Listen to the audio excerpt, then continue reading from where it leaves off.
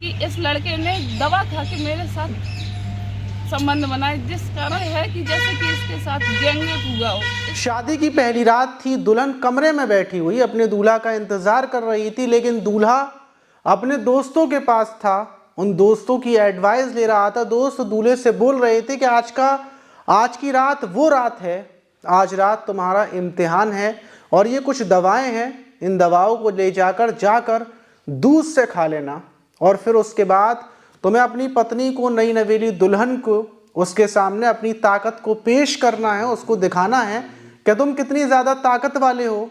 अगर आज की रात तुम अपनी ताकत नहीं दिखा पाए तो तुम्हारी बदनामी हो जाएगी। दुल्हन अपनी दोस्तों को बताएगी कि तुम्हारे अंदर कोई ताकत नहीं है, तुम बेहद ज़्यादा कमज़ोर हो। और अगर आज की रात तुमने अपनी पत्नी को, अपनी दुल्हन को अपनी ताकत भरपूर तरीके से दिखा दी, अपने प्यार करने की ताकत, तो वो ज़िंदगी भर तुमसे दब कर रहेगी। ये यादगार पल तुम हमेशा याद रखोगे। और ये सुनने के बाद दूल्हा उन दवाओं को जाकर खा लेता है और खाकर फिर जिस हैवानियत के साथ, जिस दरिंदगी के साथ वो दुल्हन से रेप करता है, मतलब दुल्हन से जिस तरीके से संबंध बनाता है, जिसमें दुल्हन की हालत गंभीर हो जाती है, लेकिन गंभीर होने के बाद भी वो रुकता नहीं है और उसी गंभीर हालत में बार बार दुल्हन के साथ संबंध बनाया जाता है और आखिर में दुल्हन की मौत हो जाती है। लेकिन सवाल ये कि आखिर दूल्हा के कौन सी दवाएं खाई थी और फिर दुल्हन की जब तबीयत खराब हुई, 7 दिनों तक दुल्हन अपनी ज़िंदगी और मौत के बीच लड़ती रहती है। 7 दिनों के बाद उसकी मौत होती है तड़प तड़प कर। लेकिन सवाल ये है कि दुल्हन को आखिर बचा क्यों नहीं पाए, उसका इलाज क्यों नहीं हो पाया। ये जो सारे सवालों के जवाब पूरी घटना में मिलेंगे। और जो दूल्हा था उसने कौन सी दवाएं ली थी, ये जो पूरी बात है आपको शुरू से जब आखिर तक जानेंगे तो आप हैरान हो जाएंगे। तो चलते हैं और जानते हैं पूरा मामला। तो दोस्तों, मेरा नाम माज है, उम्मीद है कि आप सब अच्छे होंगे, सुरक्षित होंगे। और जो आज की घटना है, आज की कहानी है, वो बिल्कुल अच्छे तरीके से शुरू होती है। घटना उत्तर प्रदेश का जो हमीरपुर ज़िला है वहाँ से शुरू होती है। वहाँ पर रहने वाली लड़की आरती, जिसकी उम्र महज 23 साल थी, जो अपने भाई और भाभी के साथ रहती थी।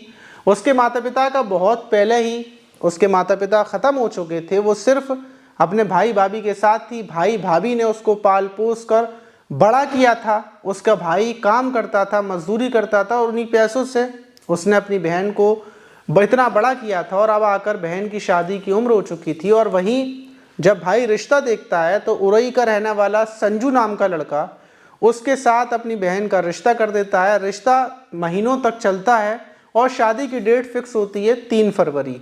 3 फरवरी को उरई से बारात आती है। बारात में ढेर सारे लोग आते हैं और जो संजू था वो दूल्हा बनकर आता है और सारा नाश्ता होता है, सारी जैसे भी प्रोग्राम होते हैं वो हर शादी की तरह चलता है। वहीं 4 फरवरी को जब ये लोग निकलते हैं, 3 फरवरी की रात, तो 4 फरवरी को संजू और जो आरती थी उसकी विदा करवा दी जाती है। और 4 फरवरी को आरती अपने ससुराल में पहुंच जाती है। ससुराल में पहुंचने के बाद अब जो आरती का भाई था, भाभी थे, इनके दिल में सुकून था कि हमने अपनी बहन की, जो आरती का भाई था, उसको बड़ी खुशी थी कि भाई हमने अपनी बहन की बेटी की शादी कर दी, उसकी विदा कर दी। अब वो अपनी नई ज़िंदगी की शुरुआत करेगी अपने पति के साथ। सबको यही उम्मीद थी और सब लोग अपनी नॉर्मल ज़िंदगी में लग जाते हैं। अब ये 4 फरवरी से 5, 6, 7 फरवरी लगती है। 7 फरवरी को जो आरती का भाई और भाभी थे वो कानपुर एक शादी के प्रोग्राम में थे कि उसी बीच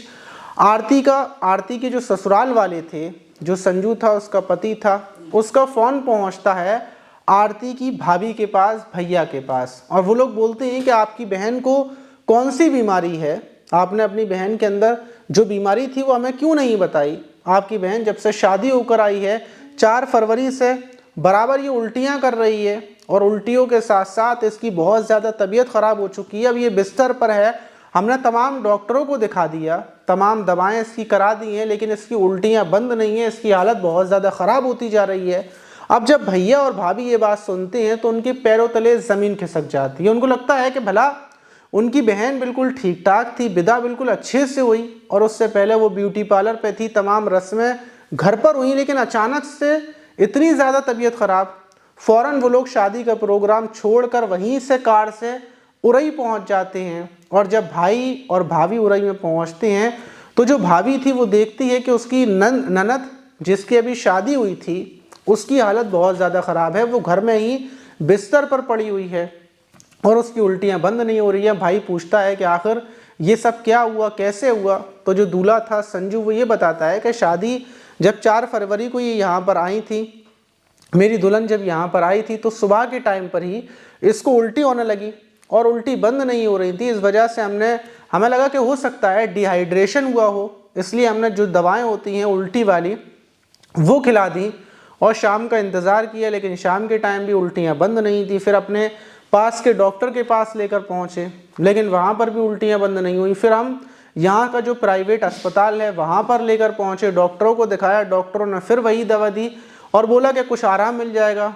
लेकिन फिर आराम नहीं मिला। लेकिन ये जो 7 फरवरी थी, यानी कि 3 दिन बाद जब वो लोग भैया और भाभी पहुँचे तो उन लोगों ने ये बोला कि भला तुम लोग इतने दिनों से दवा करवा रहे हो और हमारी जो बहन है उसकी हालत इतनी ज़्यादा ख़राब होती जा रही है, तो हम इसको यहाँ से लेकर जाते हैं, क्योंकि जो आरती थी उसकी हालत बहुत ज़्यादा ख़राब हो चुकी थी, वो उल्टियों पे उल्टियाँ कर रही थी।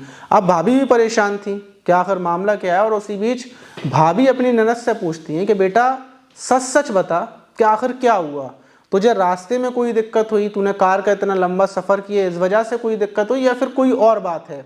जब आरती से उसकी भाभी सख्ती से ये बात पूछती हैं तो आरती बोलती है कि भाभी रास्ते में मुझे कोई दिक्कत नहीं हुई थी, जो दिक्कत हुई है वो रात के टाइम हुई है, जब 4 फरवरी जब यहाँ पर मैं आई थी और यहाँ पर आने के बाद मेरे पति ने जो सुहागरात वाली रात थी उस रात में कुछ दवाएं थी जो उसने दूध में डाली थी और उसको पीने के बाद वो हैवानियत तरीके से दरिंदा बनकर मेरे ऊपर टूट पड़ा, मेरे साथ बार बार संबंध बनाता रहा।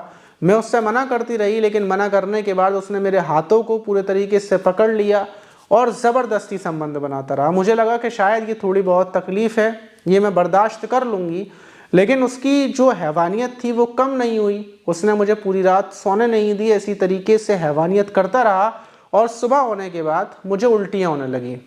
उल्टियाँ होने के बाद मेरे लिए थोड़ी बहुत दवा लाई गई और दवा खाने के बाद थोड़ी बहुत उल्टियाँ बंद हुई और जैसे ही फिर रात हुई तो फिर दूसरी रात को फिर उसने वैसे ही हैवानियत की जैसे सुहागरात वाली रात को की थी और फिर दूसरे दिन फिर हैवानियत करता रहा और जब सुबह हुई तो फिर मेरी ज़्यादा तबीयत ख़राब हुई। फिर ये लोग मुझे अस्पताल लेकर पहुँचे। जो भी मेरी तबीयत ख़राब हुई है उसका ज़िम्मेदार कोई और नहीं है बल्कि मेरा पति है, क्योंकि उसने दवाएं खाकर मेरे साथ दरिंदगी के साथ संबंध बनाया। ये सुनने के बाद जो उसकी भाभी थी वो ये बात अपने पति को बताती हैं, आरती के भाई को बताती हैं। और ये सुनने के बाद आरती के भाई और भैया लेकर उसको फ़ौरन कानपुर रवाना हो जाते हैं। वहाँ पर एक गायनोकोलॉजिस्ट के पास लेकर पहुँचते हैं, जो प्राइवेट अस्पताल था वहाँ लेकर पहुँचते हैं। वहाँ पर ले जाकर जब आरती का चेकअप वेकअप करवाया जाता है तो जो बात डॉक्टर बोलते हैं वो सुनकर आरती के भाई के पैरों तले ज़मीन निकल जाती है। डॉक्टर पहले ये बोलता है कि मैं नहीं बता सकता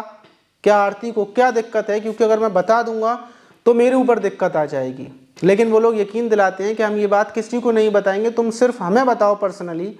और वो जो गायनोकोलॉजिस्ट डॉक्टर थे वो ये बताते हैं कि आरती को देखकर ऐसा लग रहा है कि भला इसके साथ 10-12 लोगों ने गैंगरेप किया है, क्योंकि इसके जो अंदर का जितने भी प्राइवेट पार्ट्स हैं वो पूरे तरीके से अंदर के डैमेज हो चुके हैं और अंदर इतना ज़्यादा इन्फेक्शन है कि इसको कंट्रोल करना असंभव लग रहा है और आरती की बहुत ज़्यादा हालत ख़राब है।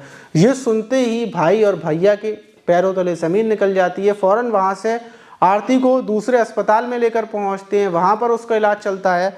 अब ये तारीख लग जाती है 10 फरवरी, यानी कि कुल मिलाकर 7 दिन हो चुके थे आरती के ट्रीटमेंट को, इलाज को चलते हुए। और कानपुर के ये अस्पताल में 7 दिन की ज़िंदगी और मौत के बीच जंग लड़ने के बाद आरती दम तोड़ देती है, आरती मर जाती है।